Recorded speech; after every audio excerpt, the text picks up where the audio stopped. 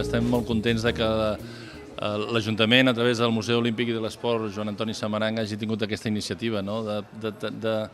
d'acollir una petita mostra del que ha sigut aquests 59 anys d'història a través de moltes fotos, algun objecte, raquetes famoses, alguna de roba, premis, copes, moltes coses. Realment a la gent del tennis li té que agradar i efectivament això, un mes vista del que probablement serà el millor godó de la història, ens fa molta il·lusió. Tindrem jugadors de primeríssim nivell,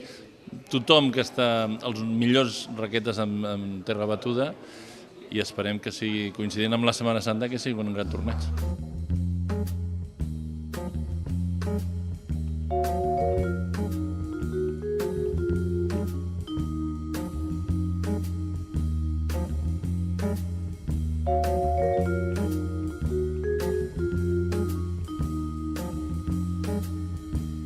Hi ha fotografies dels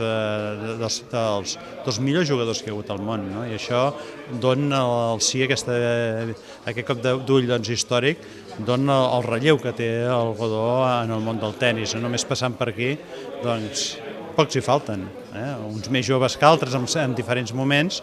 però en tot cas em quedo també amb una fotografia del Nadal quan era un nen i començava, i qui li hagués dit en aquells moments que avui seria el número 1. És una petita mostra del que ha sigut 58 anys d'història, no només de grans raquetes, grans tenistes, sinó moltes persones que han estat darrere d'un torneig que aquest any farà la 59 edició.